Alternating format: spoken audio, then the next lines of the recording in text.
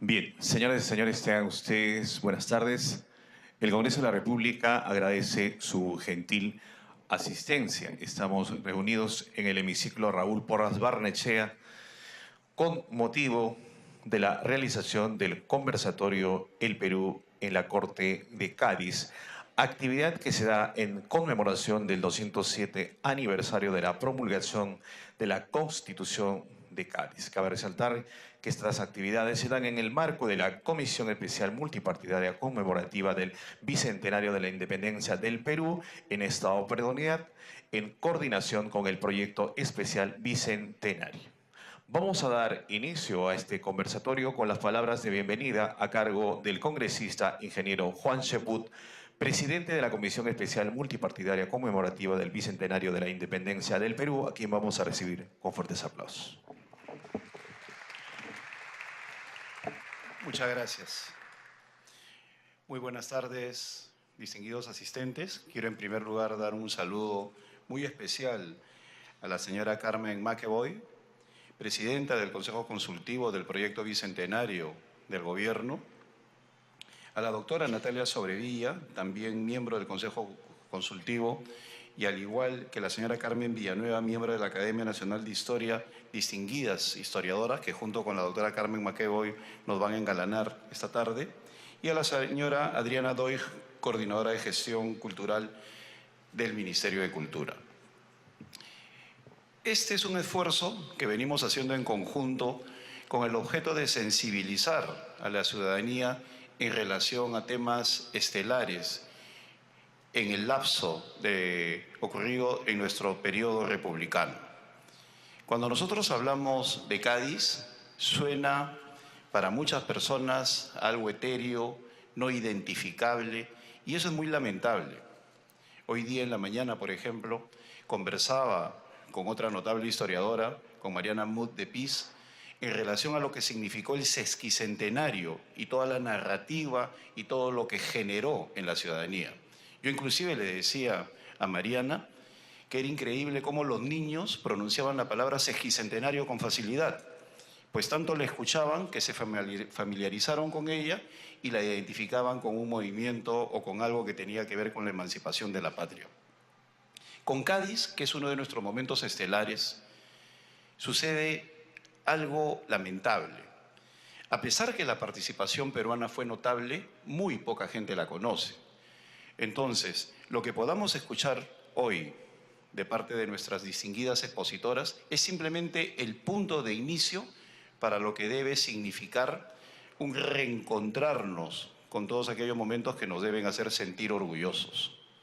Igualmente, hace poquísimo, hace unos instantes conversaba con la doctora Carmen McEvoy sobre lo lamentable que significó para el país que el Perú no asistiera a las celebraciones del Bicentenario de las Cortes de Cádiz en el año 2012, cuando teníamos reservado un papel especial en las Cortes españolas, casualmente tratando de recordar el brillante papel de la delegación peruana 200 años antes. Yo me pregunto, si se hubiera asistido y se hubiera aprovechado para tener una discursiva acorde a lo que significaba la presencia peruana, de repente hoy en el Perú tendríamos un concepto completamente distinto de lo que se refiere a las Cortes de Cádiz y el papel que representó no solamente para los países de América Latina y el proceso emancipador, sino también para lo que significa el constitucionalismo peruano. Hoy existe una discusión todavía marginal que esperamos que sea mucho más especial en relación al papel de esta Constitución en el proceso emancipador. El esfuerzo que está haciendo el Congreso de la República en conjunto con el Poder Ejecutivo tiene que ver con ello. Rescatar estos eventos, utilizar todo aquello que tengamos en nuestras plataformas multimedia, historiográfica, imprenta, etcétera, etcétera, para empezar a difundir acontecimientos como este, de tal forma que en el tiempo que queda hacia la celebración del Bicentenario de nuestra independencia podamos haber hecho el esfuerzo necesario para sentirnos orgullosos de aquellos momentos estelares y también sentar las bases para nuestro tercer siglo de vida independiente. En ese sentido, le doy una vez más la bienvenida a las distinguidas historiadoras que van a tener a su cargo las exposiciones y esperamos que junto con otros eventos, sirva para poner en valor todo aquello que significa el Bicentenario. Muchas gracias.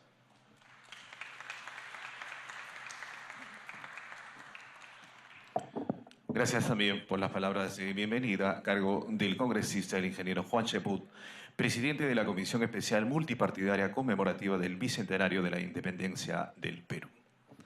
Para iniciar este conversatorio propiamente dicho, quiero dejar en el uso de la palabra a Adriana Doig Manucci, coordinadora de Gestión Cultural y Académica del Proyecto Especial Bicentenario.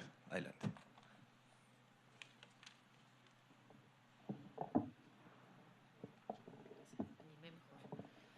Buenas tardes y todos sean bienvenidos a este conversatorio.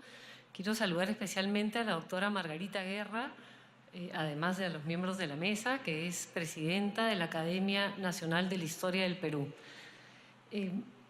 Yo creo que no es casual que en esta mesa hayan 3 mujeres tan destacadas que vengan a hablarnos de la historia en un momento donde necesitamos todos los peruanos inspiración, fuerza y volver a creer en los valores que son el sustento de nuestra democracia.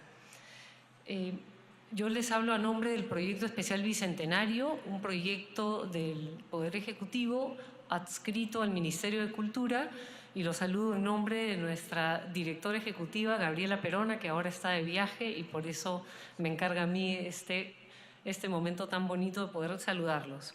Quiero presentar, para entrar ya directamente en el conversatorio, a la doctora Carmen McEvoy. Muchos de ustedes los veo muy ligados a la historia y la deben conocer, pero yo igual quiero recalcar algunos puntos importantes de su trayectoria. Carmen es historiadora por la Universidad Católica del Perú, doctora en Historia Latinoamericana por la Universidad de California en San Diego. Ha sido docente en la Universidad de South Sewanee en Estados Unidos y creo que todavía no la dejan partir de allí. Y ha sido hasta hace poco la primera embajadora extraordinaria y plenipotenciaria del Perú ante Irlanda. A lo largo de su trayectoria como investigadora se ha dedicado al estudio de la historia política, de las ideas y de la guerra, con énfasis en la República. Entre sus recientes publicaciones destacan Tiempo de Guerra, La Guerra Maldita, Domingo Nieto y su correspondencia publicada por la Biblioteca Nacional y la Dirección Desconcentrada de Cultura del Cusco del Ministerio de Cultura, Estado, Nación y Conflicto Armado en el Perú, siglos XVII al XIX, editada con Alejandro Rabinovich del Fondo Editorial del Instituto de Estudios Peruanos. Actualmente, Carmen, tenemos el honor de que presida el Consejo Consultivo del Proyecto Bicentenario y además es una columnista destacada del Diario del Comercio, donde tenemos el placer de leerla y de no olvidar, gracias a su aporte, el legado moral que significa la historia de aquellos que construyeron nuestra patria. Dejo con ustedes a Carmen y empezamos ya, ahora sí, el conversatorio. Gracias.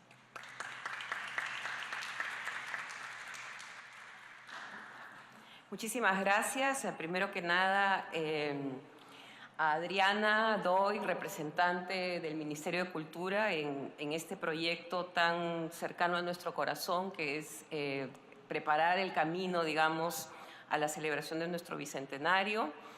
Al congresista Cheput, ¿no?, que dirige también desde el Congreso una iniciativa muy importante con la cual estamos trabajando muy de la mano. A mis colegas, la doctora Carmen Villanueva, la doctora Natalia Sobrevilla y a todos ustedes por haberse tomado el tiempo de compartir con nosotros algunas ideas sobre este momento fundante, pienso yo, del tiempo político peruano que van a ser las Cortes de Cádiz, ¿no?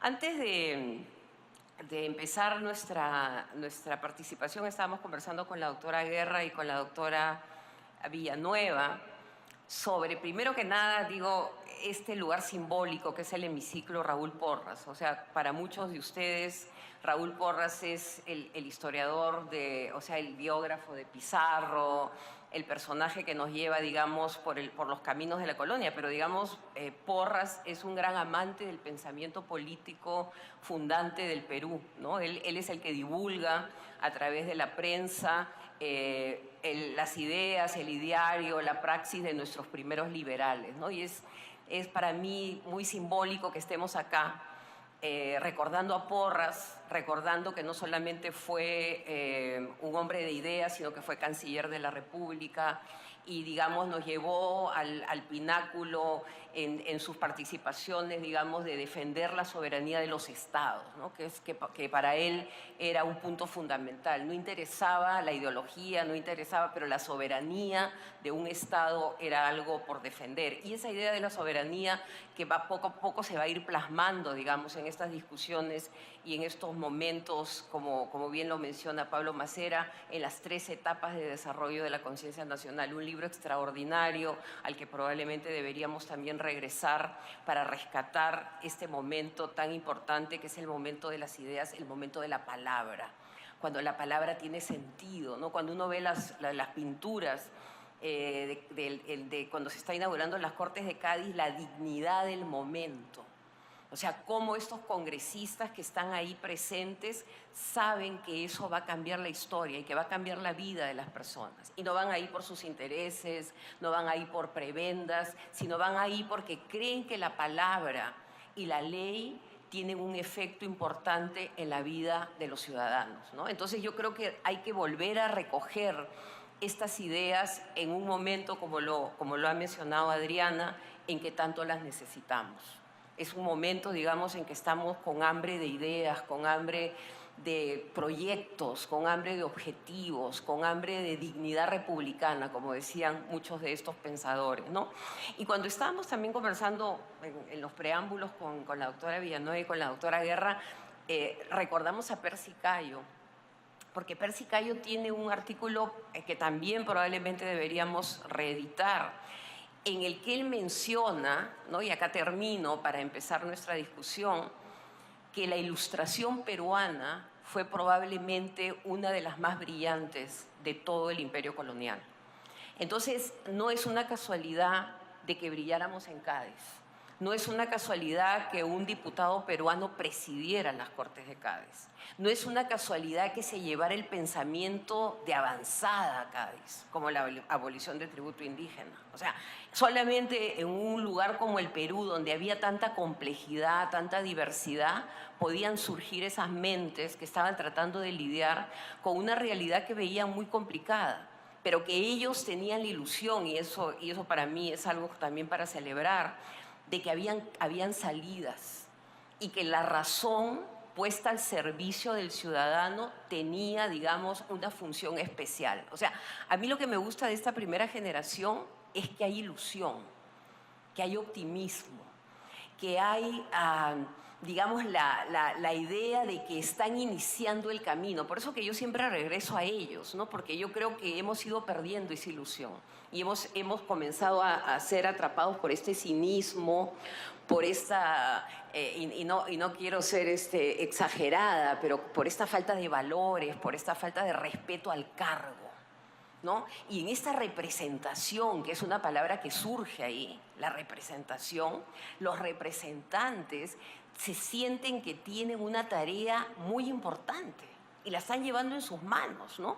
Entonces, con ese espíritu yo quiero empezar esta discusión, con el espíritu de que Cádiz puede ser, digamos, uno de los hitos, con todos los problemas y con todas las tensiones y contradicciones que se pueden ver en la discusión, donde los peninsulares no nos quieren dar nuestro lugar, donde tenemos nosotros que, digamos, como menciona la doctora Villanueva, si en este momento de crisis nos han tratado tan mal, ¿cómo será cuando ya estén liberados de los franceses? O sea, ya no nos van a hacer ningún caso, ¿no? Entonces, ¿cómo, digamos, la representación peruana sabe de que pueden estar siendo utilizados para pasar un momento, pero que ellos tienen una agenda? Y lo interesante es eso, nunca olvidar la agenda, nunca olvidar el proyecto. El proyecto debe ser tu norte.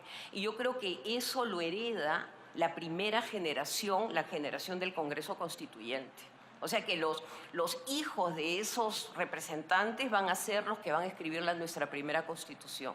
Y se sienten ellos lo mismo, ilusión, optimismo, capacidad de entender de que no va a salir tan bien como ellos creen, pero el experimento republicano tiene que continuar, ¿no? Entonces, volver a Cádiz como un hito, volver a Cádiz, como muy bien lo mencionó el congresista Cheput, un lugar que nos coloca, digamos, en el centro de la discusión, donde la representación peruana dice las cosas más interesantes y más novedosas, y no es una casualidad que se nombre a un representante peruano como presidente, ¿no? Entonces, si hubo, digamos, esta falta de responsabilidad de no ir a la convocatoria para hacer, digamos, para posicionarnos, digamos, como los invitados estelares, ¿no?, los herederos de esa tradición, probablemente ahora que vamos a comenzar a recorrer nuestros hitos, que son muchos, ¿no?, porque el 21 es el inicio, después viene el 22 con el primer Congreso Constituyente, después vienen todos los conflictos entre los peruanos, después viene Ayacucho. Entonces tenemos muchos años por delante que probablemente tienen que ser, como dices tú, la puesta en valor de lo que somos, la puesta en valor de donde venimos, ¿no?, la puesta en valor de nuestros proyectos y justamente cuando se está volviendo a discutir la importancia de las ideas y la importancia de los proyectos, ¿no? Y sin más, quiero dar paso a los ponentes. Primero que nada, a la doctora Carmen Villanueva, que el título de su ponencia es Cortes de Cádiz, un modelo político liberal para el Perú. Y quiero mencionar brevemente la trayectoria de la doctora Villanueva, a la que tenemos muy cerca de nuestro corazón por su presencia en la Biblioteca de la Católica, ¿no? Todos hemos estado ahí, todos hemos visto la eficiencia y la manera como fue manejada durante muchos años esa biblioteca. Estudió Historia y Educación en la Pontificia Universidad Católica del Perú y es doctora en Historia por la misma Casa de Estudios. Ha sido directora de la Biblioteca Central y del Sistema de Bibliotecas de esa universidad, además de docente en el Departamento de Humanidades. Asimismo, estuvo encargada de la edición del prólogo de 2 volúmenes en la colección documental de la Independencia del Perú, obra monumental publicada con motivo de nuestro sesquicentenario. Entre sus publicaciones recientes destaca Francisco Javier de Luna Pizarro, un hijo de la Ilustración, parlamentario y primer presidente del Congreso peruano, y actualmente se desempeña como investigador en el Instituto Ribagüero y es miembro de la Academia Nacional de la Historia. Entonces, sin más preámbulo, doy la palabra a la doctora Villanueva. Muchas gracias.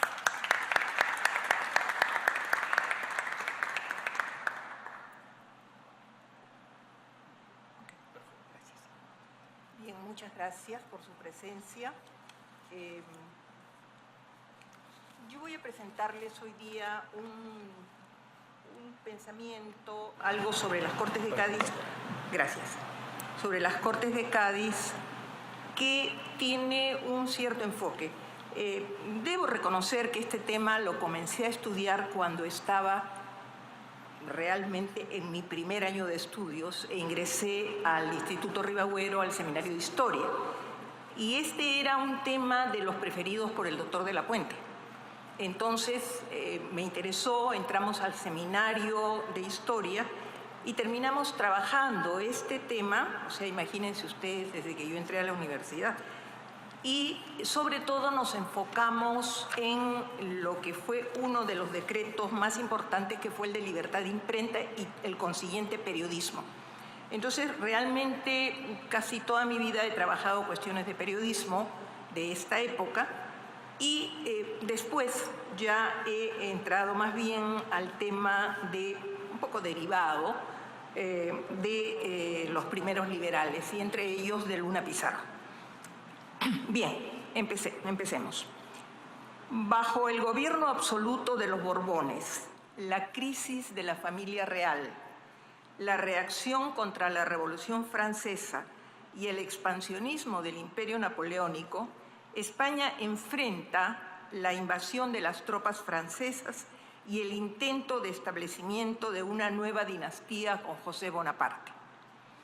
Aún sin tomar en cuenta la difícil situación de las provincias americanas que se venían manifestando desde mucho tiempo atrás en distintos sectores de la población, hay que recordar las rebeliones indígenas en el virreinato peruano que por su magnitud habían quedado en la memoria de americanos y peninsulares. La existencia de esclavos, y lo sabemos por el Mercurio peruano del siglo XVIII, conservadores de sus tradiciones y cultura de origen, que soñaban siempre con la libertad que también generaba temores porque el resto de la población temía esos posibles levantamientos. De ese grupo de los esclavos se diría más tarde que en sus galpones solo se hablaba de San Martín, y lo probarían incorporándose rápidamente, aunque sin respuesta positiva, a los primeros desembarcos de Cochrane en la costa peruana. Pero también estaban las castas, fruto de la convivencia de todos los grupos por cerca de 300 años. Ellos habían asombrado a Humboldt por su dinamismo y su progreso económico. No sé si podemos pasar las primeras vistas. Son muy pocas, pero quizá nos pueden ayudar a... ¿Están pasando? Allá. Bueno, pues aquí tienen lo que decía hacia el comienzo, la familia real española, en plena crisis cuando se produce esto. El rey Fernando, que va a ser llamado el deseado, porque ante la crisis de la familia, a él, que recién llegaba y era un joven, se le entiende como el Salvador. No lo fue, pero la gente lo creía. La siguiente. Aquí tenemos lo que hablaba del expansionismo napoleónico. Tenemos a Francia en 1801 y luego observemos la siguiente. La línea azul convertida en el imperio napoleónico. La siguiente. Bien, lo que decía es que una cosa era hacer una ley para un lugar donde había, como dice Basadre, una uniformidad étnica más o menos, que para otro lugar donde la situación era mucho más compleja. Y ahí tenemos, por ejemplo, todo lo que, las variedades, lo que acabo de decir, castas, esclavos, libertos, blancos, de todo, ¿no? Pero es un cuadro que hay que analizarlo un poco más. La siguiente, me interesa en la siguiente, solamente, era tal la falta de comprensión de lo que estaba pasando en la población americana, que el rey manda hacer a México y al Perú, a los respectivos virreyes, que le hagan cuadros para ver cómo es la población, porque no entiende qué ha pasado, ¿ya? Porque la República Española es República de Indios, los esclavos negros, pero esto ya no lo entendía nadie. Aquí vemos, por ejemplo, solamente he puesto creo que 4 para llevarlos. Estos son los cuadros peruanos. Hay otra serie parecida que es la de los mexicanos. Dice, por ejemplo, una negra de Guinea o criolla con un español produce mulato. El caso típico de San Martín de Porres, ¿no? La siguiente, Quinterón de mulato. Esto era lo que complicaba, ¿no? O sea, ya no era el mulato, era el que su quinta generación era descendiente de mulato y que produce, pero ya se ha alejado tanto que lo que producen es un español. O sea, ya la gente por la apariencia saca en conclusión de que es español. Por supuesto, tenía que hacer pruebas de limpieza de sangre y ahí salía todo. Esa era la complicación. La siguiente.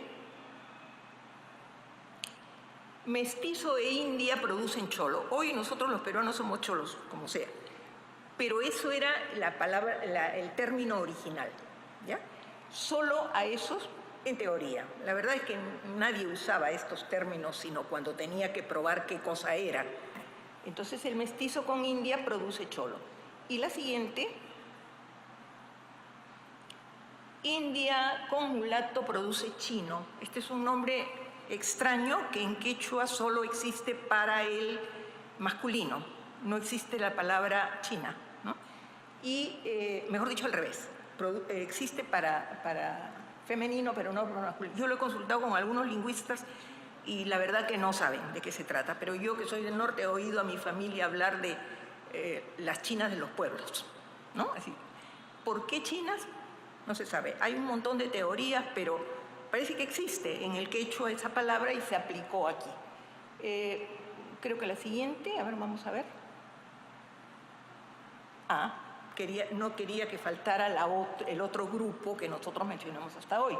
No con esa precisión. Negro con mulata produce sambo. Nosotros le decimos sambo a cualquiera.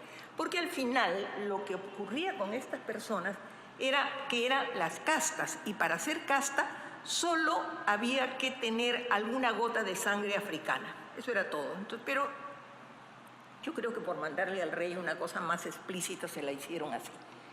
¿Qué más tenemos? La siguiente. Ya. Vamos a ver ahora otro tema y luego vamos a este punto. Este panorama era muy complejo, difícil de entender para el que no lo vivía, como en cierta manera lo sigue siendo.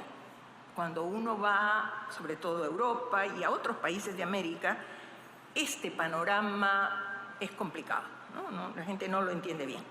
Algunos científicos viajeros sí lo habían notado desde el siglo XVIII y habían alertado al rey sobre los cambios urgentes que había que hacer para salvar al imperio, pero no fueron atendidos ni entendidos. Desde su punto de vista de funcionario real que debía salvar el virreinato, y todo lo que pudiera, porque al final se queda solo en Hispanoamérica, el virrey Abascal posiblemente lo entendió mejor y fue por eso tan opuesto a la política de las Cortes, fue el mayor enemigo de las Cortes. ¿Cuáles fueron sus conclusiones? El ejército real, o sea, el que él mandaba para sofocar toda esta enorme rebelión que había, solo tiene el terreno que pisa. Esa es la alusión a la desconfianza que tenía al resto de la población. Él no confiaba en esta población. ¿Por qué? Tenían que ser fieles al Imperio Español. Hay testimonios que esa misma frase está en boca de otros militares realistas y sería repetida en composiciones y canciones patrióticas en la independencia. Se dice, ¿no? No se preocupen, ellos no tienen nada que hacer, no pueden ganar, no tienen más que el terreno que pisa. Es una frase súper repetida. Dada esta premisa, Abascal concluye que solo cabe la represión. Y ese fue el camino militar que tomó. ¿Qué va a ofrecer Cádiz como solución a los complejos problemas del imperio? Que en lo referente al enorme espacio americano, porque iba desde México hasta Buenos Aires y Chile, era esa la magnitud de la inquietud que había en América dentro del Imperio Español. Por cierto, hay muchas cosas que las Cortes que se plasman en la Constitución de 1812 nos sorprenden cuando vemos que están repitiendo cosas que ya se estaban dando en las provincias sublevadas de Hispanoamérica. Hay un montón de constituciones antes que Cádiz y están asumiendo todas las nuevas ideas, la ilustración, el liberalismo, todo eso, que después aparece en Cádiz. Las Cortes se reúnen en 1810 en el único lugar en que no estaban presentes los franceses que la habían invadido. Las habían precedido los pronunciamientos de las ciudades para rechazar la imposición de la nueva dinastía napoleónica, bajo las bases de la antigua o nueva idea acerca del poder entregado por pacto a uno que gobernara, para beneficio de todos. Si esto obedecía a la tradición medieval o a la moderna, es algo que se discutió entonces y todavía hoy es tema de muchos historiadores españoles.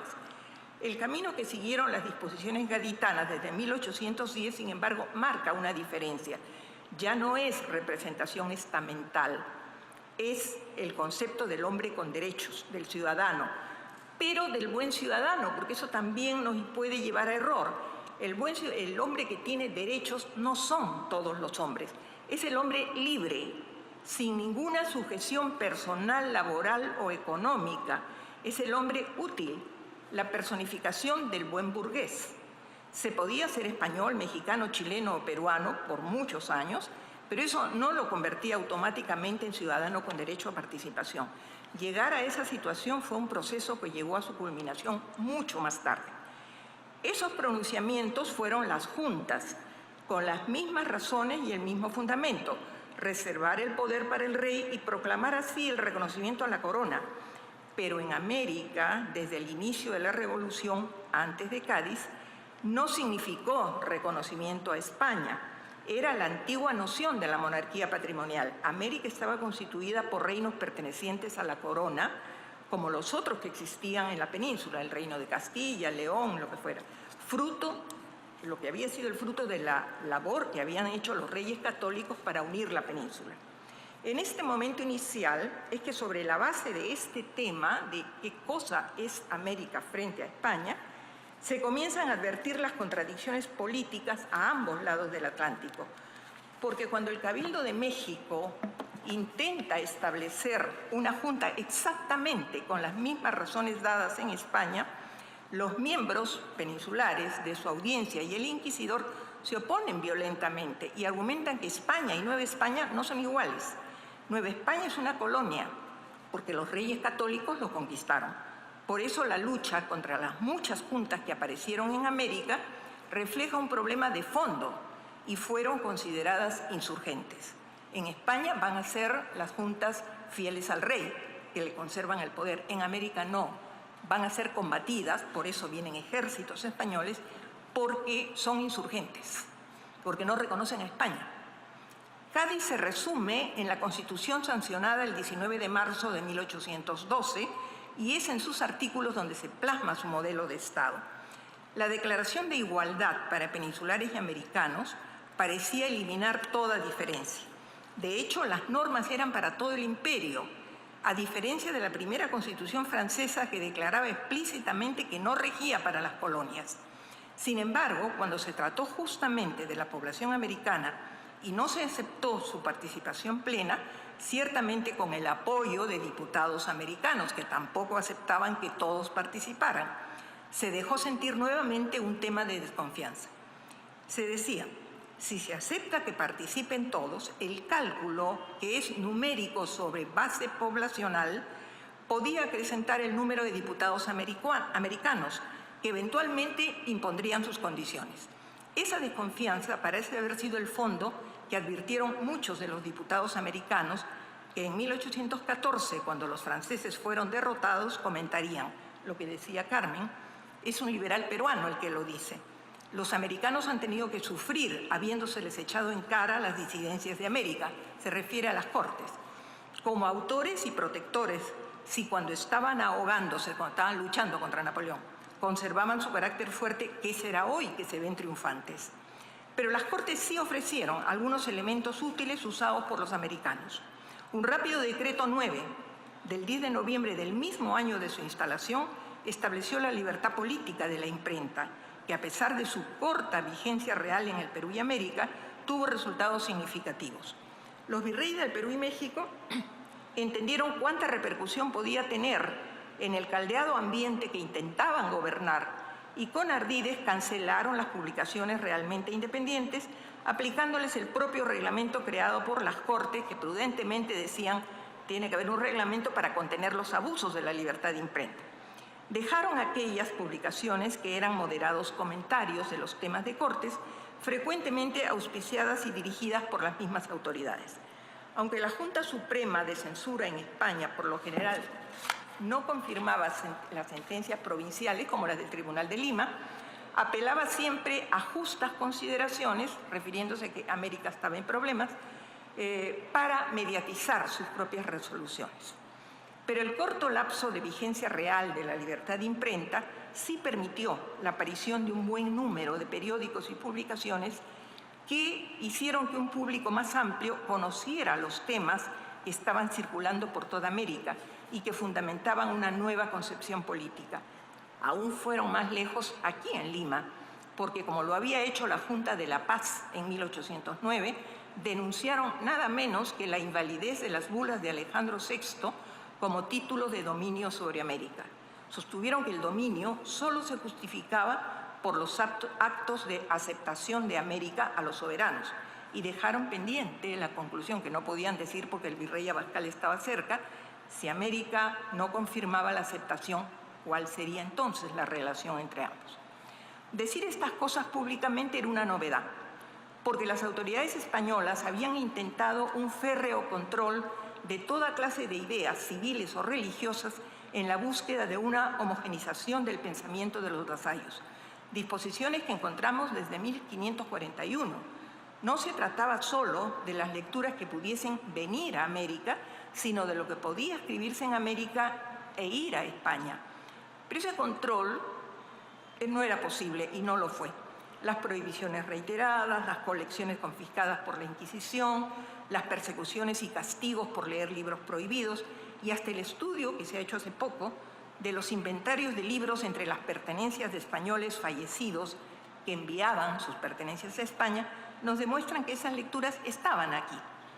La relación de lo que los hombres que llegan a la independencia habían leído y que aparece en la Abeja Republicana de 1823 es tan amplia, aún sin contar las de la antigüedad clásica, a muchas de las cuales podían haber tenido acceso en sus propios colegios. Va desde la Carta Magna hasta los filósofos, políticos, juristas de los siglos anteriores y llega hasta los del siglo XIX. Eso solo puede explicarse porque los habían tenido en sus manos mucho tiempo atrás. No había habido tiempo suficiente ni durante la vigencia de Cádiz ni desde 1821. Dentro de esta política restrictiva estaba también el conocimiento de lo que ocurría en el continente, en España, en Europa y en general en todas partes.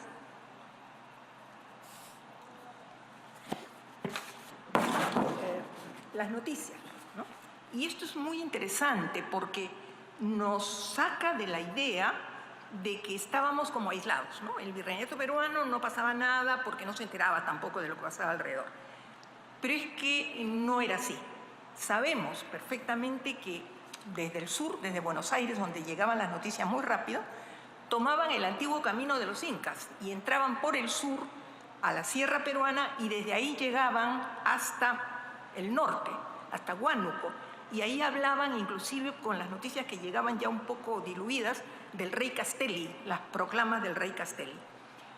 La otra ruta obviamente era Buenos Aires a Chile, Chile por mar al Perú, las costas estaban abiertas y no había nada que hacer. Algunos de ellos que reciben esto que aparece y no se sabe dónde, en las playas, en fin, algunos interesados obviamente las copian a mano y después las distribuyen a sus parientes y amigos. O sea, el virreinato estaba perfectamente, la gente estaba perfectamente al tanto de lo que estaba pasando.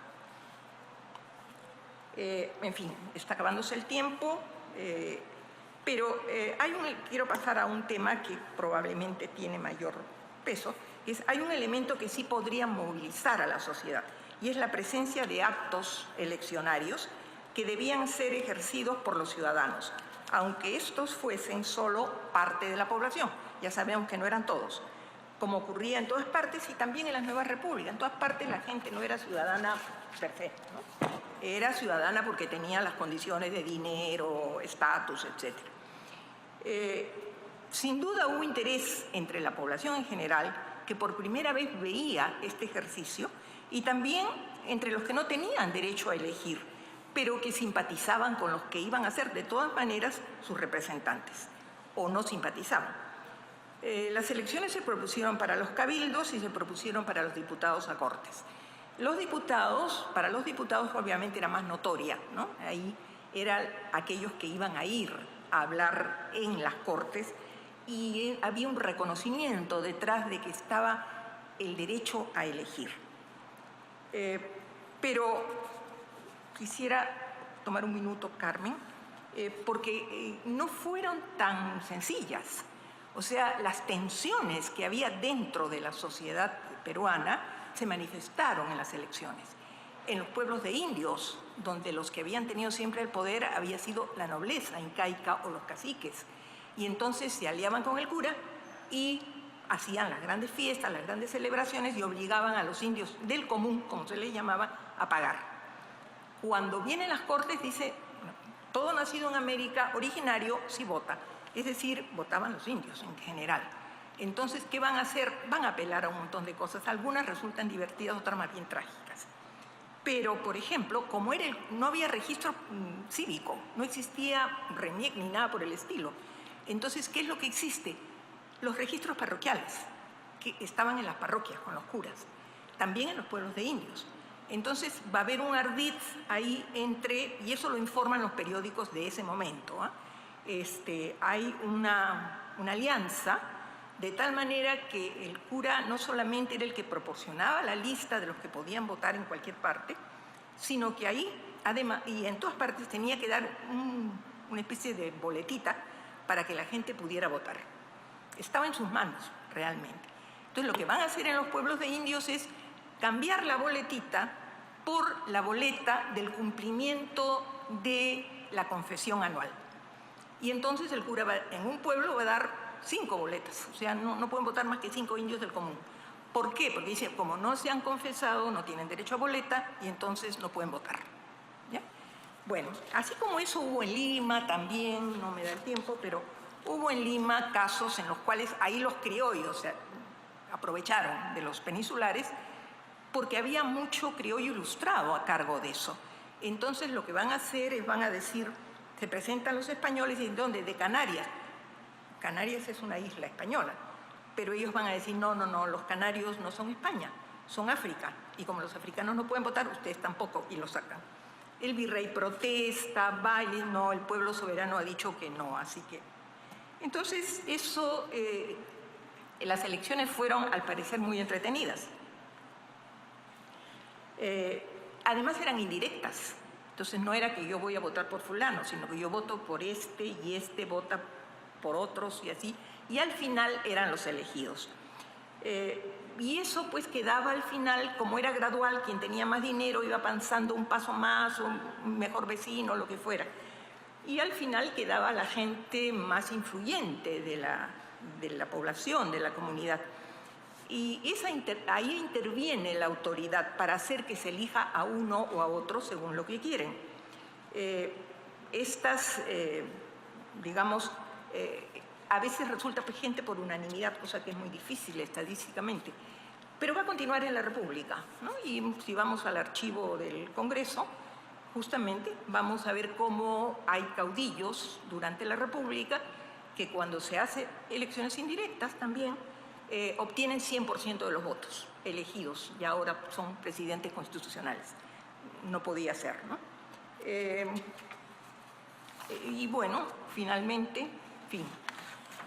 Lamento, no he podido terminar porque hay una parte interesante sobre la... ¿Sí? Rápidamente. Cuando la gente va, o sea, por un lado van los que son elegidos diputados, van a Cádiz, pero allá había otros, americanos, peruanos, chilenos, etc. ¿Por qué? Porque los criollos terminaban su educación allá, viajando por Europa y en España. Entonces, se reúnen ahí, comienzan ya las sociedades secretas que están hablando de sus temas propios, pero también envían libros. Y esto va a ser una cosa bien importante. Libros que no circulaban abiertamente en América y en el Perú, y van a mandar libros muy influyentes en la etapa de la Revolución Francesa y sobre todo también algo que es muy importante, que es libros que habían influido mucho en la formación de los Estados Unidos de Norteamérica, que fue la primera república y que va a ser súper admirada por todos los liberales peruanos, ¿no? La van a llamar hermana primogénita, en plena república, los lemas de Washington van a estar en los periódicos de Lima. San Martín, Bolívar, Nariño van a ser llamados ampliamente Washington del Sur. O sea, hay una fuerte influencia. Y termino. Se puede decir que Cádiz proporcionó la ocasión para que los liberales peruanos pudiesen contrastar su modelo en el que están, el modelo de Cádiz, con su propia realidad y aspiraciones. Pero ya no podía ser suficiente porque desde su concepción monárquica, y esto fue lo fundamental, cuando ellos están pensando en república y tienen como modelo Estados Unidos, la Constitución de Cádiz dice, esto es una monarquía. Y cuando ellos dicen los poderes del Estado son poderes que tienen que ser temporales y responsables, porque son nuestros agentes, son nuestros elegidos, no son autoridades. Aquellas personas a las cuales elegimos no son autoridades, son nuestros comisionados para hacer algo para nosotros. Entonces, por lo tanto, son temporales y responsables. Y Cádiz dice, sí, pero el Poder Ejecutivo es un rey inviolable, sagrado y no responsable. Entonces, habían una serie de dificultades para aceptar esto. Carmen, perdona que me pasé de la hora. Muchísimas gracias. Y rápidamente pasamos a la segunda ponencia, cuyo título es Lealtad y Liberalismo, el impacto de la Constitución de Cádiz en el Perú, a cargo de la doctora Natalia Sobrevilla, quien estudió Historia en la Pontificia Universidad Católica del Perú y es doctora en Historia por la Universidad de Londres. A lo largo de su trayectoria como investigadora se ha dedicado al estudio de la formación del Estado y la cultura política en los Andes, desde fines de la colonia hasta el siglo XIX, aspectos relacionados con identidad, etnicidad, raza y cultura militar. Entre sus recientes publicaciones destacan Andrés de Santa Cruz, caudillo de los Andes, The Rise of Constitutional Government in the Iberian Atlantic World, The Impact of the 1812 Cádiz Constitution of 1812, editado en por la Universidad de Alabama, y actualmente se desempeña como docente en la Universidad de Kent y es miembro del Consejo Bicentenario. ¿No? Paso a darle la palabra a Natalia.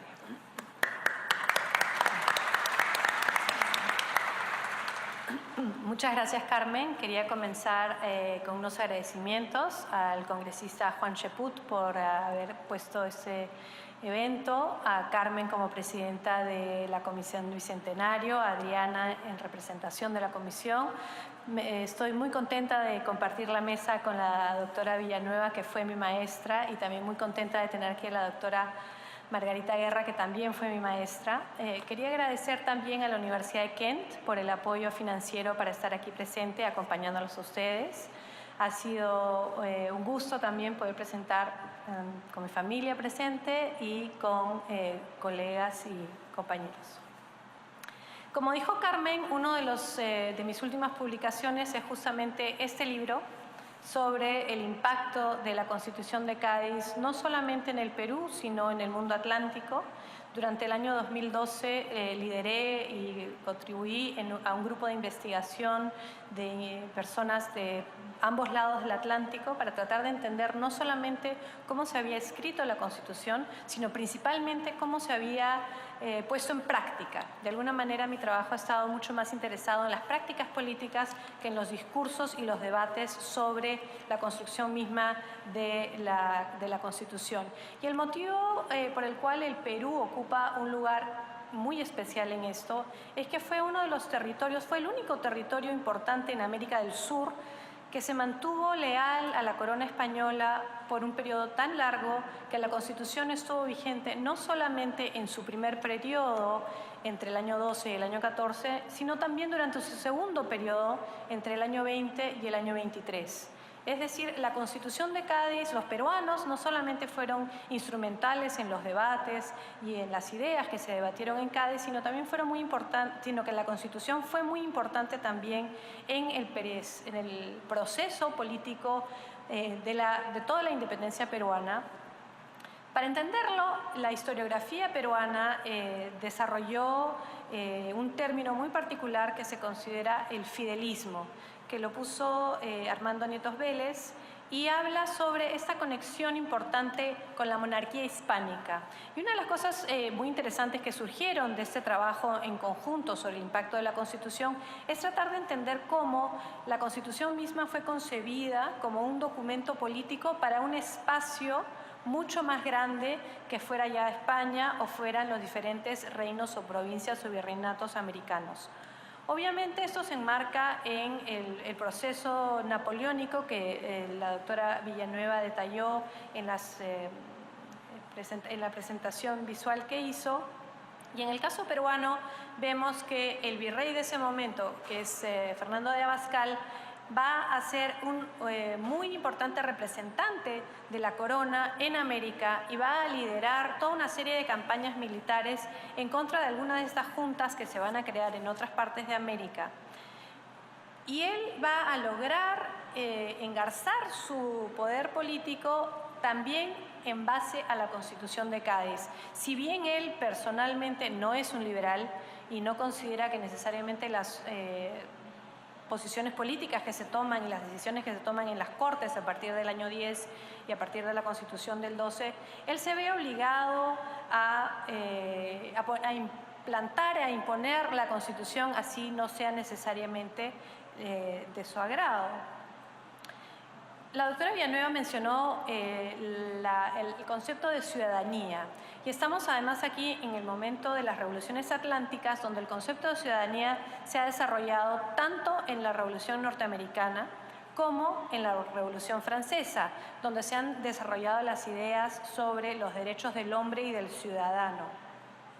Ahora, como dice un historiador francés de origen español, François-Xavier Guerra, él detalla cómo en el caso hispánico este concepto de ciudadanía no está necesariamente ligado al individuo de la misma manera que ha sido concebida por los franceses, sino que mantiene pedazo o una porción de la idea corporatista de la representación de las corporaciones. Es decir, se ha mostrado, también lo ha hecho Gabriela Cariamonti, como muchas veces se juraba la fidelidad no como individuos, como ciudadanos individuales, sino por sectores de la sociedad.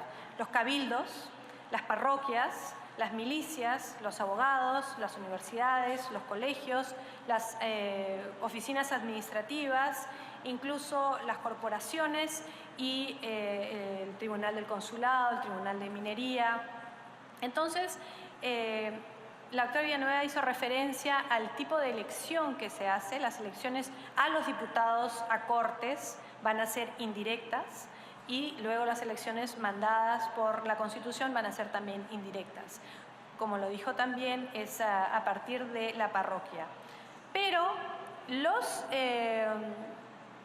diputados en las Cortes van a ser los primeros en presentar una serie de ideas que han sido concebidas como liberales.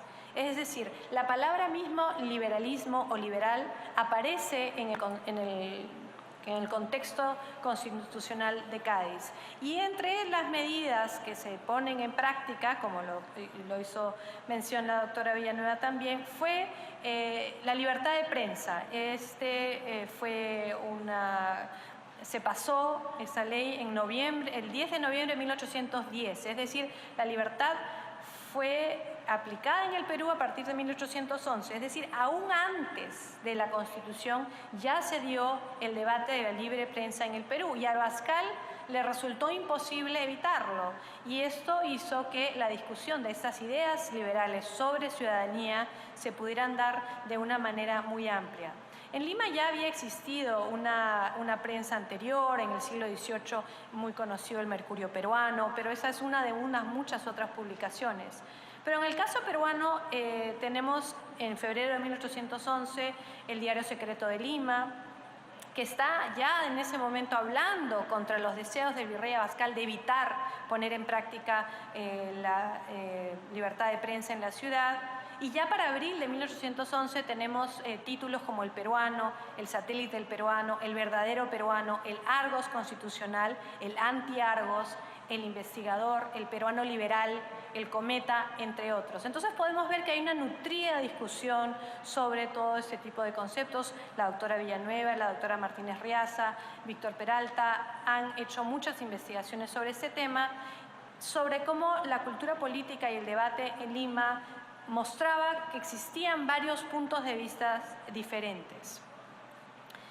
Un ejemplo, por ejemplo, fue el debate que se dio durante 3 semanas en el año de 1813 en el Argos Constitucional y en el Anti-Argos. Y estaba claro que el virrey no podía evitar que ese tipo de debates se dieran. Otro de las medidas liberales que se tomaron a partir de las Cortes y que tuvieron un impacto importante fue la abolición de la Inquisición. Como saben, el antiguo local de la Inquisición queda aquí muy cerca, y en enero de 1813 las Cortes abolieron la Inquisición. Y una vez más el virrey no pudo evitar que se pusiera en práctica esta medida, porque fue inmediatamente reportada en la prensa. Y al momento que se hizo efectiva la abolición en Lima, el diario El Investigador llevaba copias de todos los debates que estaban sucediendo en Cádiz en este momento. Entonces, nosotros pensamos ahora que la tecnología nos lleva la información de manera muy inmediata, pero tenemos que pensar cómo quizás no era en el mismo momento que llegaban las noticias, pero las noticias se consumían, se conocían, se debatían y se consideraban importantes para lo que estaba sucediendo políticamente. Y dado estos debates en la prensa y la historia de abusos que existían del tribunal, hubo todo un movimiento, hubo llamadas para que hubieran visitantes que pudieran ir a ver cuando se cerraba, para ver cómo habían sido las torturas, los horrores a los que habían sido sometidas las personas. Abascal trató de limitar esta situación, limitando el número de personas que podían visitar el tribunal, pero no pudo realmente evitar esta medida liberal. Sin embargo, debemos considerar una cuestión que es importante, que esta constitución que se dio en Cádiz es una constitución monárquica. Esa fue una constitución que se dio ante la ausencia del rey, pero en nombre del rey. Y esto la hace bastante diferente de las experiencias constitucionales norteamericanas de 1787 y la primera constitución francesa de 1791, porque aquí la idea, justamente también lo mencionó la doctora Villanueva, es que el Poder Ejecutivo se mantiene aún bajo el rey. Y entonces hay dos temas, el tema de la monarquía, pero el otro tema que es muy importante es el tema de ser católicos. Si bien se ha dado la abolición de la esclavitud, la Constitución de Cádiz mantiene de manera muy firme la vocación de que esta es una monarquía católica. Ahora bien, otra medida liberal que ya ha sido mencionada fue el final de las diferencias jurídicas entre los indios y los españoles. Y estas habían sido las bases legales, si bien, como mostró la doctora, habían habido muchas mezclas y se habían creado castas intermedias, existían nominalmente dos repúblicas, una de indios y otra de españoles. Y esto va a cambiar a partir de la Constitución de Cádiz porque se termina la separación legal y esto tiene implicaciones de impuestos e implicaciones electorales. Y especialmente en un virreinato como el virreinato peruano, donde el tributo era muy importante. Yo no voy a entrar tanto en el debate de cómo se llegó a la abolición del tributo. Baste decir que Miguel de Izaguirre ya lo había propuesto tan temprano como en 1808. Él era un defensor de indios de origen chileno, pero asentado en Lima. Esto también fue presentado por los representantes en Cádiz, Ramón Feliú y Dionisio Inca Yupanqui. Pero lo que es interesante es ver cómo la reacción ante la abolición del tributo indígena varía en el contexto peruano. En las provincias del norte, y esto lo muestra en su trabajo Scarlett O'Phelan, en Trujillo, Piura y Lambayeque, donde ya se pagaba tributo, vieron que hubo una reducción en sus pagos, porque ya no tenían que pagar los impuestos eclesiásticos, además del tributo. Entonces ella muestra cómo, en el caso de Lambayeque, por ejemplo, muchas de las personas de la localidad escribieron a las cortes agradeciéndoles por el cambio. En cambio, los indios del sur del Perú, en las provincias de Arequipa, Cusco y Puno, no estaban contentos con la abolición porque ellos no querían pagar los impuestos eclesiásticos, porque ellos no los habían tenido que pagar. Es decir, las costumbres eran diferentes y por tanto la reacción ante la abolición del tributo era también diferente. Y la manera como ellos buscaron una solución fue en introducir lo que ellos llamaron, cito, el tributo voluntario. Es decir, que ellos no querían dejar de tributar porque no querían cambiar el régimen tributario. Y tenemos varios ejemplos sobre estos casos. En lugares también en Trujillo, por ejemplo, en la doctrina de Chilinquín, en Chachapoyas, los indios de frente se negaron a jurar la sujeción a la Constitución, porque tenían miedo que a partir de ser ahora súbditos de esa Constitución tuvieran que pagar nuevos impuestos.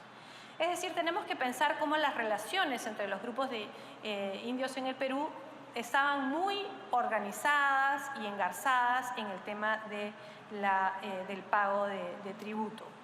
La abolición tuvo consecuencias que los diputados en Cádiz no pudieron imaginar.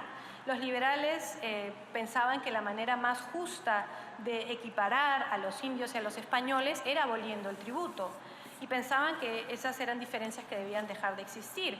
Pero también la abolición del tributo llevó a que se erosionara aún más la posición de los caciques indígenas que habían sido quienes estaban a cargo de la recolección de los tributos y ellos ahora tendrían que tributar también. Entonces, estas eran cuestiones que llevaron, en el caso peruano, a una serie de movimientos interesantes.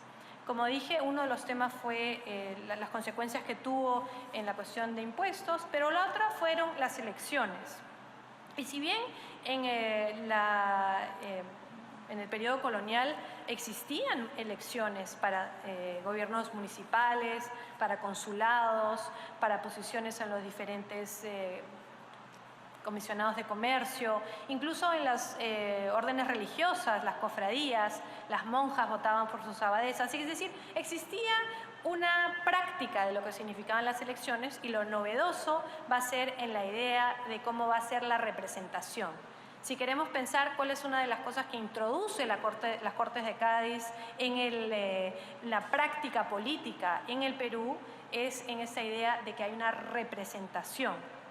Todos los votantes, hombres, que son libres, se les considera ser iguales y cada uno debe tener un voto que vale lo mismo. Y entonces, estas son medidas realmente de un corte liberal. Ahora bien, como se mencionó también, estas son elecciones indirectas, es decir, uno a nivel parroquial tiene una serie de votos, luego tiene una representación siguiente y es aún a tercer nivel, son 3 niveles de representación. Quienes podían votar tenían que poder trazar a sus ancestros, ya sea de España o de América. Como lo mencionó la doctora Guerra, los africanos, y en este caso los afrodescendientes, tenían supuestamente el voto, no tenían acceso a él. Pero había una cláusula que permitía la posibilidad del voto si es que ellos podían probar sus méritos ante el rey. Y una de las mejores maneras de probar sus méritos ante el rey era hacerlo a través de la participación en las milicias. Es decir, estas elecciones fueron una manera muy importante en cómo la Constitución se vivió al día a día. ¿Por qué? Porque además en todos los lugares con más de 1000 habitantes se dieron elecciones. François Xavier Guerra dice que la revolución misma fueron las elecciones, que las personas se acostumbraron a esta idea de tener representación. Y entonces vemos también que hay diferentes maneras como se vive esa representación. En el caso del Cusco, cuando se da la rebelión de 1814, esta comienza por una sensación de que no ha sido justa la elección, que los criollos y los peninsulares no están teniendo el mismo tipo de representación. Especialmente en los lugares donde los españoles y los indios tenían que competir por espacios municipales, esta dinámica fue muy cargada. Los trabajos de Nuria Sala y Vila han mostrado con mucho detalle, en el caso de Puno, cómo algunos miembros de las élites indígenas tienden a navegar esas contradicciones, donde pueden haber pueblos donde las élites españolas son una minoría y ya no van a ser electas como los representantes municipales, y esto va a llevar a una serie de tensiones. Ahora bien, la Constitución va a ser abrogada en el año 14 con el regreso de Fernando VII. Va a haber un momento donde la Constitución sea abandonada en el Perú también a partir del año 15. Abascal termina su periodo de virrey, llega el virrey Pezuela. Y ya llegamos a un segundo momento, un momento el que ahora estamos empezando a celebrar, digamos, el bicentenario. Justamente en marzo del año 1819 comienza el ataque o el bloqueo naval desde Chile hacia el Perú. Empiezan las primeras declaraciones de independencia, la primera se da en Supe el 5 de abril de 1819, ya para 1820 están comenzando a darse muchas declaraciones en diferentes provincias peruanas, en la costa principalmente, pero a partir del desembarco de San Martín esto va a ser mucho más intenso, a partir de la expedición de Álvarez de Arenales, que va por todos los Andes peruanos, en Ayacucho, en Huancayo, en Tarma, hasta la batalla de Cerro de Pasco. Pero es importante también que 2 días antes del desembarco de San Martín en Pisco, en septiembre de 1820, se va a dar el retorno de la Constitución en el Perú. La Revolución Constitucional de Riego, el levantamiento, el pronunciamiento de Riego va a ser en marzo de 1820, pero va a ser hasta septiembre que el virrey Pezuela logra detener el avance de no necesariamente de la noticia, sino que él no tiene la obligación oficial de jurar la independencia y no lo hace hasta septiembre. En la historiografía se piensa también como el trienio liberal, como se llama el periodo de 1820 a 1823 en España, tiene un impacto en las guerras de independencia peruana. Hay una división dentro de los mismos realistas entre quienes apoyan a la Constitución liberal de 1812 reimpuesta en el año 20 y quienes no están necesariamente en contra. Esto lleva, entre otros motivos, a que el virrey Pezuela sea depuesto en enero de 1821 en Asnapuquio. y que se implemente la Constitución. Ahora, el segundo momento de implementación de la Constitución es muy interesante porque una vez que los realistas abandonan la ciudad de Lima en julio de 1821, ellos se van al sur. Primero van por Huancayo, bajan al Cusco, donde establecen un gobierno virreinal y retornan a las instituciones constitucionales implantadas en Cádiz. Ese es un periodo del cual existe muy poca investigación. Nuria Sala y Vila es una de las personas que más trabajo detallado ha hecho sobre cómo se implantó la Constitución de Cádiz en las áreas realistas del sur del Perú en el periodo de 1821 a 1823. Y entonces tenemos que pensar que la Constitución de Cádiz tiene una larga influencia y además cuando hacemos un análisis detallado, comparativo de los textos constitucionales de la primera Constitución del Perú de 1823 y la Constitución de Cádiz, podemos ver que hay una serie de conexiones muy importantes de cómo se concibe el espacio y cómo se concibe el cuerpo social, y hay una herencia importante del proyecto gaditano en las primeras constituciones peruanas. Y entonces, solamente para terminar, pensar que la Constitución de Cádiz es importante por tres motivos. Por un motivo, porque los peruanos son parte del debate constitucional en Cádiz y son parte de la redacción de la Constitución misma. Por otro lado, la Constitución es implantada en el Perú y las instituciones constitucionales son llevadas a la práctica y al día a día de las personas y tienen un impacto importante en cómo se viven temas que le atañen a las personas en su día a día, como son la imposición tributaria y como son las elecciones, la representación. Y finalmente, porque la Constitución de Cádiz es, de alguna manera, un actor o algo que está presente durante todo el proceso de la independencia peruana. En el año 23, cuando llegan las noticias también desde Buenos Aires hacia Olañeta y le dice que la Constitución ya no es más válida, se divide el ejército del sur del Perú, el ejército realista del sur del Perú. Olañeta se rebela contra la Serna y es en ese momento en que Bolívar puede atacar de una manera mucho más eficaz en Junín y en Ayacucho. Tanto así que Bolívar le agradece a Olañeta por haber tomado parte y ser uno de los que apoyan a la independencia peruana, a pesar de que Olañeta había pedido ser virrey y efectivamente llega ese momento. Así que muchas gracias.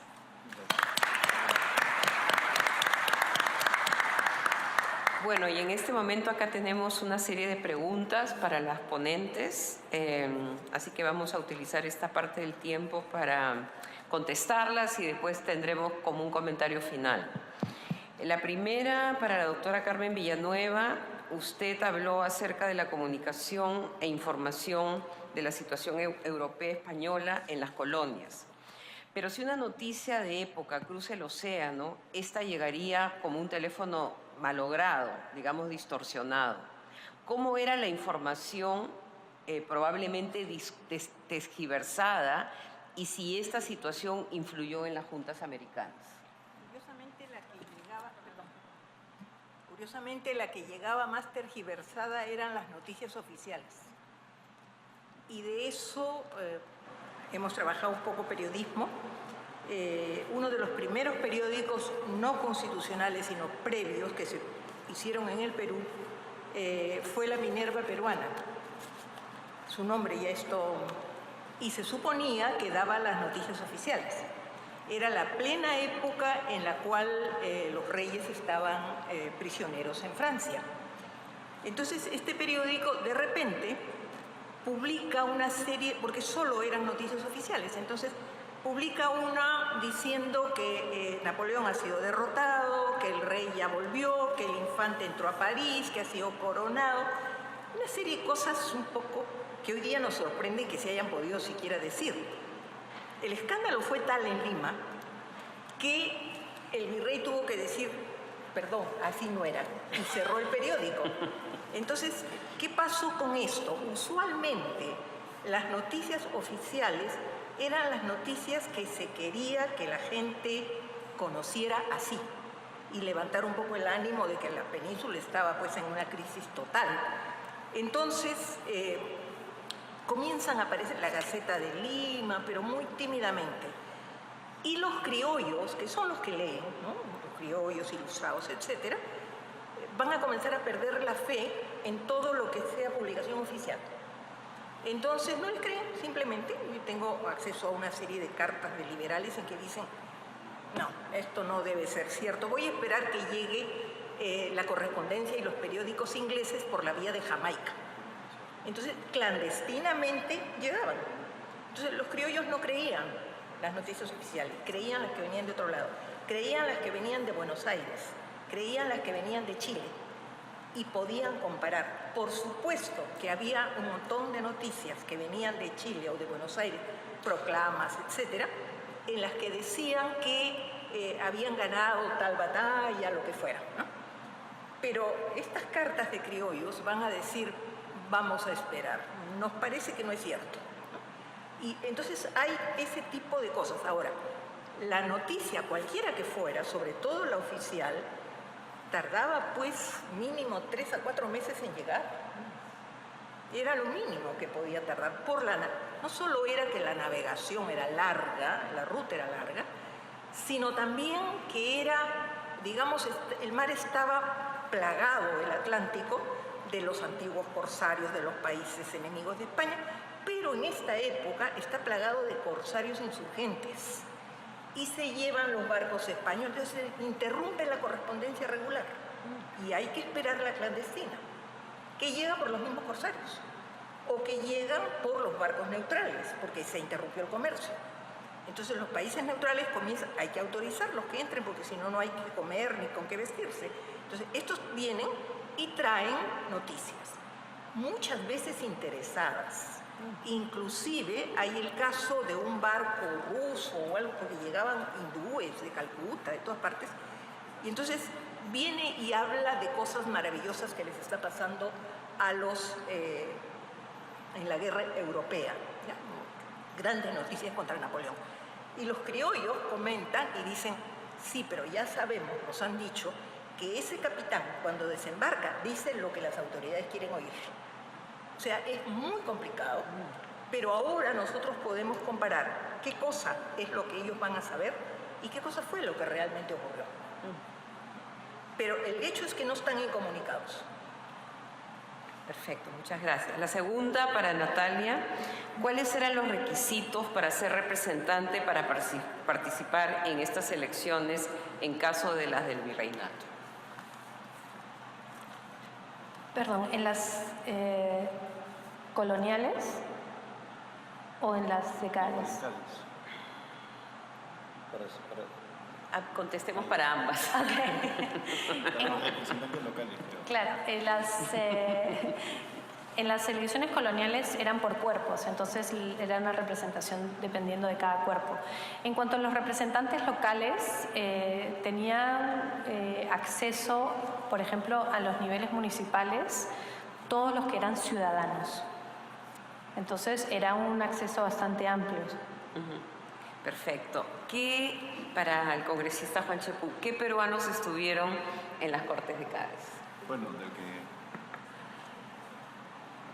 del que yo recuerdo, Vicente Morales Duárez, que presidió las Cortes de Cádiz y que la verdad dentro de la investigación básica que estoy realizando me ha impresionado mucho, y casualmente ese es uno de los motivos por los cuales estamos tratando de hacer esfuerzo en conjunto con la Comisión del Bicentenario, porque creo yo que es un capítulo oscuro. Cuando hablamos de Vicente Morales Duárez, no solamente estamos hablando de brillantez intelectual, también estamos hablando de una persona completamente compenetrada con su tiempo. Y por otro lado, la delegación peruana en sí misma, había, si mal no recuerdo, un ciudadano peruano de origen indígena, Ichu, creo que se llama Dionisio Uchu Inca Yupanqui, ¿no? Que también participó, y con eso ya estamos hablando de una configuración que integraba lo que era en esos momentos la nación peruana. Ahora lo que queremos obviamente es rescatar no solamente la discursiva, sino también el mensaje que se llevaba. En lo personal, creo yo que el papel de Morales Duárez como presidente nos dejó muy bien como nación. Muy bien, dos preguntas que voy a unir para la doctora Villanueva. ¿Por qué Fernando desconoce la Constitución de Cádiz cuando retomó el poder en España? ¿Y por qué es conocida esta Constitución popularmente como la Pepa?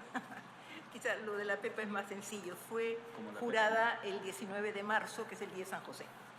Y entonces por eso se le llamaba la Pepa, popularmente. ¿Y por qué Fernando desconoce? Porque era un rey absoluto. Él venía de una familia de los Borbones más absolutos y lo que pasa es que la gente lo había idealizado porque frente a la terrible situación de la familia real, que era espantosa en todo sentido, él, que se oponía a eso, va a ser visto por los españoles como una esperanza. Y el nombre que le van a dar es Fernando el Deseado. Quieren que gobierne, porque creen que va a ser contrario a todo lo que había estado pasando. No fue así. De hecho, los historiadores españoles lo llaman el rey felón. ¿Por qué? Porque nunca se comprometió a nada, y cuando se comprometió hizo lo contrario. Nunca aceptó un juramento, no aceptó nada. Lo que prometía lo cambiaba. Como era un gobernante absoluto, cuando él llega de regreso, se encuentra con que las Cortes le han cambiado las condiciones de gobierno, ¿no? Es un gobierno en el cual hay elecciones, en fin, una serie de cosas, y a él pues no le parece y simplemente la cancela, ¿no? Y eso es la historia de por qué la cancela, porque él era gobernante absoluto. Como mencionaba Natalia, algunos años más tarde, en el 1820, hay una nueva revolución liberal, muy corta, pero que lo obliga a jurar la Constitución. En Lima, los criollos van a decir, ¿por qué hace tanto problema solo por no jurar la Constitución? Pero por fin está. Esa etapa es la que cree poder lograr todavía un arreglo con América y manda un comisionado, ¿no?, con el fin de, ya estaba San Martín, entonces de tratar con él para ver si se pueden arreglar las cosas por las buenas. Ya no, pues ese no era el momento, ya todo el mundo ya estaba independiente y todo. Entonces, pero eso desata en España una situación política muy enconada durante muchos años. La Revolución de Riego cae y Fernando instaura de nuevo el absolutismo, pero eso no termina ahí, sino que siguen peleándose entre todos. Acá, en los periódicos ya independientes de la República de los primeros años, cuando ven lo que está pasando, dicen, pero ¿para eso nos llaman? Y lo dicen así claramente, para eso nos llaman, pero si no se entienden entre ellos, ¿para qué nos llaman a nosotros? Están haciendo cambios en la Constitución, no es eso lo que se había visto antes. En fin, ese es un poco el ambiente. Y finalmente, la última pregunta es un poco para celebrarnos. ¿Quién fue Morales Duárez? ¿Quién qué? ¿Quién fue Morales Duárez? Comentemos su biografía. Para ambas, ¿no? Lo que tengan yo creo que yo no soy tan admiradora de Morales Duárez, o sea que mejor dejo al señor que lo conoce mejor. Natalia. Yo también le doy mi palabra al congresista Cheput. Bueno, es un honor que dos distinguidas historiadoras me cedan la palabra. Vicente Morales Duárez era un diputado suplente que radicaba en esa época en España, y por lo tanto le correspondió a él asumir la representación junto con otros distinguidos peruanos, Blas Ostolaza, en el contexto del inicio de las Cortes de Cádiz. Su discursiva llamó mucho la atención, también su profundo conocimiento de los acontecimientos modernos. Hay que ubicarnos, como bien han dicho Carmen Villanueva, también Carmen Maqueboy en su momento, y la misma Nati Sobrevilla, en el contexto napoleónico, la convulsión social que había en ese momento. O sea, no podemos desprendernos de ese hecho. Pero llama la atención porque cuando uno analiza las propuestas peruanas, que como bien han señalado tenía una agenda, tenía claramente una intención tributaria, porque era una de las cosas que agobiaba a los peruanos acá. La otra, la de representación, que ya no sean delegados españoles los que mandaban acá, sino tener la posibilidad de elegir a nuestros representantes. Y eso obviamente generó un tremendo impacto social. Yo la verdad es que recién ahora, a partir de lo que nos ha señalado Natalia, me he enterado, yo estaba convencido que la libertad de imprenta en el Perú surge como consecuencia de Cádiz, pero obviamente una omisión mía era olvidar que en el siglo XVIII ya el mercurio peruano y otros impresos generaban y formaban opinión y que fueron caldo de cultivo también de las ideas peruanas. Obviamente la libertad de imprenta se consagra a partir de Cádiz, en todo caso en texto constitucional, pero ya había un antecedente notable de la prensa peruana en el siglo XVIII. Entonces, inclusive una de las cosas que a mí me llamó la atención de Morales Duárez es que forma parte de la Comisión de Constitución en España, o sea, de la redacción. O sea, imagínense el nivel intelectual. Cuando nosotros estamos acá en este hemiciclo, donde, como bien también señaló Carmen McEvoy, Raúl Porras brillaba, y luego la legendaria Comisión de Redacción de Constitución ha estado en manos de personas como Luis Alberto Sánchez y Marta Hildebrandt. Y ahora se cometen errores verdaderamente notables en la gramática, en la redacción. Existe, ¿no?, una herencia de Vicente Morales Duárez, que participó de la redacción de la Constitución de Cádiz, también en un contexto notabilísimo en el cual la intelectualidad española también brillaba en Europa. No olvidemos de que la influencia francesa tuvo en el escenario ibérico una especie de enfrentamiento que estimuló la competencia intelectual. Entonces, que un peruano haya sido redactor de la Constitución es algo que nos tiene que llenar de orgullo. Es lo poco que puedo señalar dentro de mi formación de ingeniero en relación a Vicente Morales Duárez. Gracias. Y acá hay una última pregunta antes de las palabras finales. ¿Qué relación guardan los movimientos independentistas en Perú con las Cortes de Cádiz? Gracias, Carmen. Las Cortes de Cádiz son muy importantes, como mencioné en mi ponencia, en sus dos periodos. En el primer periodo, el Perú no tiene ningún deseo de hacerse independiente, no existen realmente movimientos para organizar juntas, y las posibilidades abiertas por las ideas de representación en las Cortes de Cádiz van a evitar una necesidad de buscar otro tipo de salida institucional en ese momento. Y en el segundo momento constitucional, entre el 20 y el 23 o casi 24, la Constitución va a jugar también un rol importante, porque muchas veces nos preguntamos por qué el sur del Perú se mantuvo tan leal a la corona durante todo este periodo. Y no podemos dejar de tomar en cuenta que la Constitución de Cádiz, con sus sistemas de representación y con los cambios liberales que trajo, se implantó en las provincias de Cusco, Puno, Arequipa, Ayacucho. Y entonces, cuando pensamos en el gobierno virreinal de la Serna, ante el que se enfrentaron San Martín, Santa Cruz, Gamarra, Bolívar, en esos años, tenemos que pensarlo en el contexto de las Cortes de Cádiz.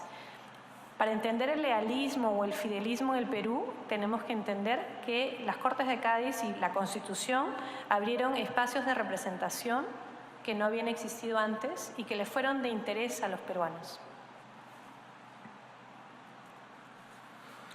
Bueno, algunos comentarios finales sobre estas dos exposiciones que yo creo que se complementan muy bien, ¿no? que de alguna manera dialogan una con la otra, y un poco partir del inicio, digamos, de la ponencia de la doctora Villanueva, que es la disputa entre un imperio en declive y otro que quiere asumir el control, ¿no? Entonces, digamos, esto se inicia en las alturas.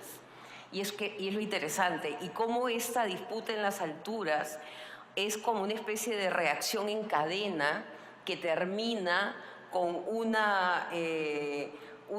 grupo, digamos, un grupo de estos indígenas que arman un ayuntamiento constitucional. O sea, cómo una decisión de invasión a una península por parte de un personaje que se siente emperador va a tener repercusiones al otro lado del planeta, ¿no? Y eso yo creo que es lo interesante de esta historia de las Cortes de Cádiz, que lo que nos está mostrando es el ingreso del Perú a la política global, o sea, es la globalización, digamos, de la política que ya había empezado, digamos, con todo el proceso de colonización, pero que ahora ya estos actores que habían sido sujetos imperiales empiezan a tener voz y comienzan a hablar. Y comienzan a utilizar, y por eso que sería interesante que ahora con esta celebración de nuestro bicentenario publiquemos, si es posible, las actas de las Cortes, ¿no? Y qué cosas estaban diciendo los peruanos, y cómo esto que decían ahí tenía una repercusión en una provincia del Cusco, y si eso era literal o era fake news. ¿Entienden? O sea que ahora con esta pregunta que responde Carmen de cómo se va distorsionando, cuánto de lo que llega, digamos, es real o parte de la discusión y cuánto de lo que se recibe es el deseo de los que están ahí y quieren que eso ocurra lo antes posible, ¿no? Entonces, se está globalizando y lo interesante de la propuesta de Natalia es que esto es como un impacto que debe ser visto de manera diferenciada, ¿no? Y que cada provincia, de acuerdo a cómo está el cura posicionado, porque es un reposicionamiento, o sea, lo que ocurre es un reposicionamiento de las unidades imperiales, digamos, de las unidades que conforman el imperio, y dentro de esas unidades las provincias y los distritos y las villas. Entonces lo que está ocurriendo es como para tener una mirada como tridimensional de un problema político, ¿no? Y que de ahí va a nacer la política peruana,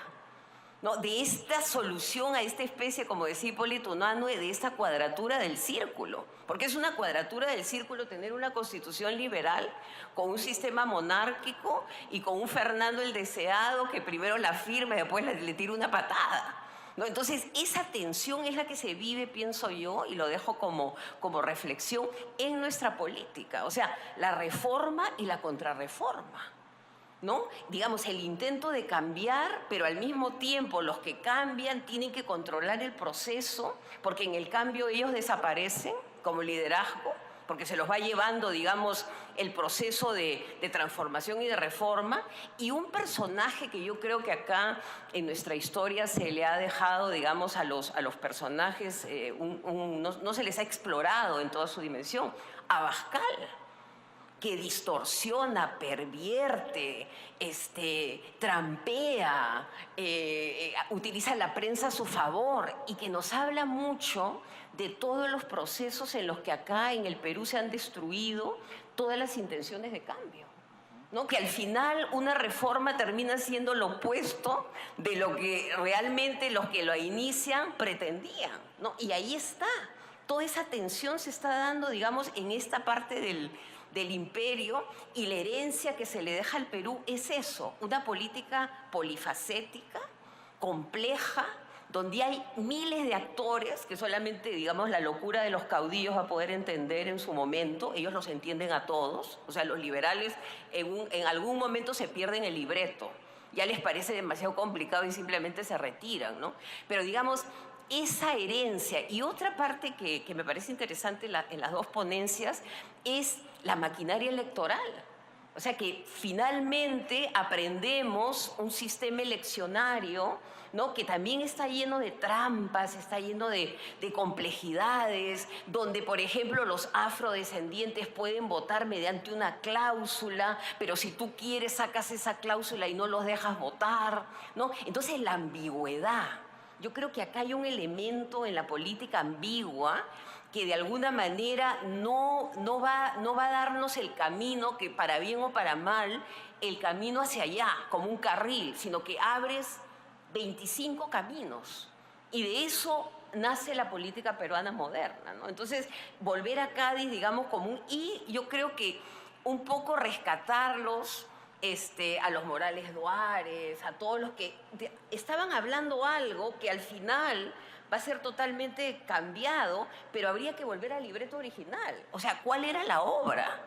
¿No? Porque en la obra original quizás vamos a encontrar cuáles eran sus objetivos y si esos objetivos finalmente se cumplieron. Entonces, Cádiz como un catalizador como un momento que cataliza, un momento clave que por esta falta de nosotros de concentración, digamos, en las cosas que debemos concentrarnos en los 200 años de Cádiz, un poco le perdimos la pista y quizás regresar ahora, que estamos en un enredo también ideológico, político, conceptual, y quizás comenzar a desatar, ¿no?, a través de esta historia paradigmática para que nos enseñe el camino hacia un futuro mejor. O sea, que la historia no solamente sea un experimento, digamos, de interacción intelectual, sino que nos den algunas claves para poder movernos, digamos, en una discusión mucho más fructífera como la que ocurrió en Cádiz hace más de 200 años. Muchísimas gracias.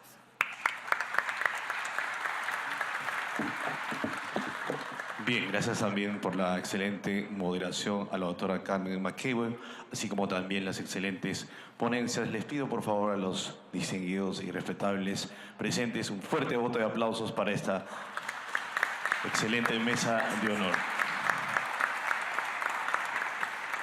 Para concluir con el conversatorio del Perú en las Cortes de Cádiz, palabras de clausura a cargo del ingeniero congresista Juan Cheput, presidente de la Comisión Especial Multipartidaria Conmemorativa del Bicentenario de la Independencia del Perú. Muchas gracias. Las palabras de Carmen McEvoy, las palabras finales realmente me han inspirado, ¿no? ¿Cuánto de desconocimiento de nuestra historia es la causante de lo que nos acontece ahora? Al inicio de su extraordinario libro 1914, Margaret Macmillan recuerda una frase de Mark Twain: la historia no se repite, pero rima. Y exige que conozcamos nuestra historia para que de esa manera, cuando lleguen los momentos en que entendamos la rima, podamos enfrentar los acontecimientos. ¿Qué pasa con aquellos países que ni siquiera conocen su historia? Enfrentamos eventos como novedosos cuando son parte de nuestros vicios republicanos. Y por eso es que yo rescato las palabras vertidas por Carmen McEvoy, Carmen Villanueva, Natalia Sobrevilla, en el sentido de que es importante que el Congreso como caja de resonancia preste todo su aparato logístico y sus plataformas multimedia para hacer de esto una gran difusión. Y junto con Adriana y la ministra de Cultura y todo el Estado, convertir este evento del Bicentenario en una narrativa que nos permita conocer nuestro país. Ese es el gran mérito. Es cierto que por un lado tenemos que hacer obras tangibles. Es cierto que pueden haber ceremonias, pero yo creo que tenemos que aprovechar el Bicentenario para lo fundamental, conocer nuestra historia. Porque solamente de esa manera podemos entrar en mejor pie a nuestro tercer siglo de vida republicana. Es por eso que me permitía decirle a Natalia, y es algo que voy a hablar con el presidente del Congreso, Daniel Salaverry, que nos está brindando todo el apoyo, al igual que a las presidencias anteriores, para que el Fondo Editorial del Parlamento pueda hacer el esfuerzo de traducir el libro El ascenso del gobierno constitucional en el mundo ibérico-atlántico, el impacto de la Constitución de Cádiz de 1812, para ponerlo en manos de todos ustedes.